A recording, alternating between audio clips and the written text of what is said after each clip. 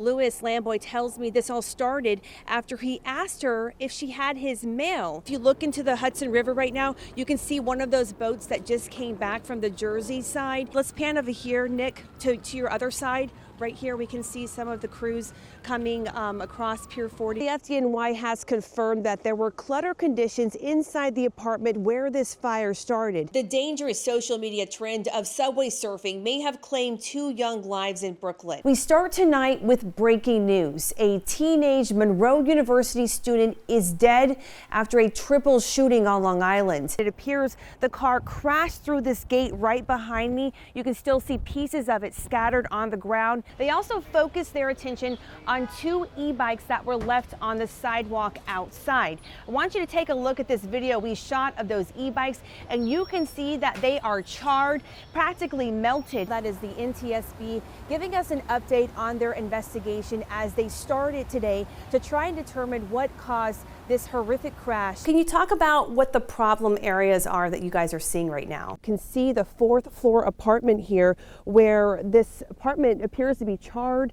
There are pieces of debris outside of that apartment. Commuters are relieved to hear that trains are back on track this morning. 16,000 nurses ready to walk off the job, and right now a protest is underway. And speaking of Mayor Zohran Mamdani, he was spotted digging people out today. Take a look at this video. That is the mayor. A man claiming to be the shooter called our newsroom, identifying himself as Jimmy Avila. He is known to us, having reached out multiple times as he feuds with his building's management and super. Today, we got our first look at the woman police say is responsible for her death. Why didn't you stop?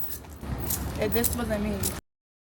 We just got an update from officials that some of those residents are being allowed back into the building, all except those that live on the F and G lines of the building. We're also learning that hot water and heat is still out at this building.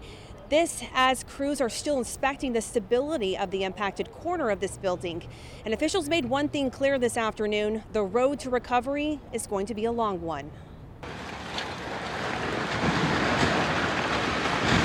Explosion in Monhaven sends the corner of a 20-story building crashing to the ground, shaking residents inside. It was like boom, and there was just a bunch of smoke I saw outside. It happened at about 8:10 this morning in the Mitchell houses at 207 Alexander Avenue. Ada had just dropped off her kids at school and saw smoke and called 911. And the whole thing just like collapsed. What if somebody died?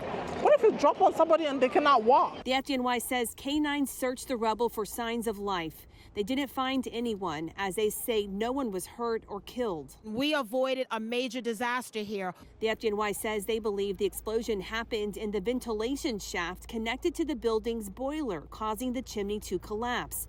We're told there was work being done on the boiler. The mayor noting today is the first day heating is turned on in public housing buildings. When gas is involved, you want to be take as much precaution as possible. And when things like this happen, you investigate to determine how do we alleviate, if not eradicate it from happening in the future. Families living in apartments on the F and G lines evacuated as the building department inspects the foundation and stability of the building.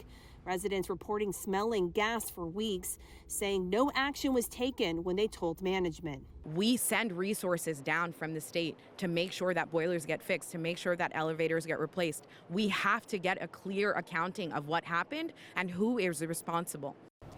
And officials say the cleanup could likely take days, the investigation into this weeks. Meanwhile, crews are now going door to door to speak with residents who have been allowed back into their apartments to see if there's anything of concern, any cracks or anything else that they'll need to look into. That's the latest here from the Mott Haven section of the Bronx. I'm Nadia Galindo, News 12. This room may not look like much, but to Christian Retoba, it's a refuge from the cold. It's wonderful, to be honest. I was outside like when it was colder. I nearly had frost bites on my feet. Christian has lived at this Greenpoint Safe Haven facility for 8 weeks. Here, she can take a hot shower, eat a warm meal, and access support services. Safe havens are the most important resource for people who have been on the street for the longest. Patrick Bonk gave us an exclusive tour of the facility run by Breaking Ground and fully funded by the Department of Social Services. Breaking Ground has 750 beds across 3 boroughs, 250 of them added in just the past 2 years. It's part of a city effort to move people off the streets and indoors. Adding more beds, adding more opportunities for people to come off the street or off the subways and inside is extremely important for us to solve the unhoused homelessness crisis. The work to get New Yorkers off the streets often starts at places like McCarran Park, where outreach teams become professional persuaders. But you want to get them off the street. You don't want to see them in a bad situation. Alan Black and Ramit Garris on the front lines. How you doing this morning? Need any assistance? Breaking the ice ahead of a dangerously frigid weekend. Hey, hello, hello, hello. Forecasters expect several inches of snow to blanket the city as temperatures plunge into the single digits, prompting a code blue. People might not realize how bad the situation is. They say building trust is their bread and butter. Can't give up on them. I mean, they got their own problems. I understand. And street outreach didn't give up on Christian. I was very reluctant to go. I never went into a shelter. But persistence paid off. I'm happy that I came. Perhaps the biggest payoff, Christian is now working towards permanent housing. Pouring rain didn't stop Brooklynites from lining up outside the Campaign Against Hunger in Bed-Stuy. It's real tragic that they're making these decisions to cut SNAP.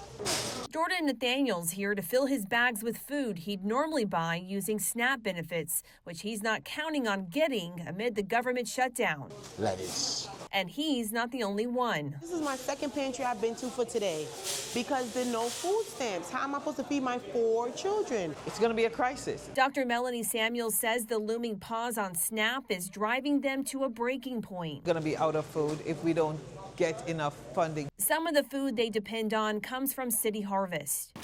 Volunteers busy packing rescued produce at the organization's Sunset Park warehouse to be sent to hundreds of food banks across the city. The need is high all across the city, the highest we've seen on record. Volunteers like Hannah Kupfer understand the need. I figured the best way to help would be to actually show up and do something. Her family also depends on SNAP benefits. I could go hungry, but I don't want my son to go hungry. The produce they're packing here is destined for a food distribution event this weekend for federal workers who are without paychecks during the government shutdown. Brooklynites taking action to help each other, hoping Congress will take action to prevent hunger. In Sunset Park, Nadia Galindo, News 12 Brooklyn.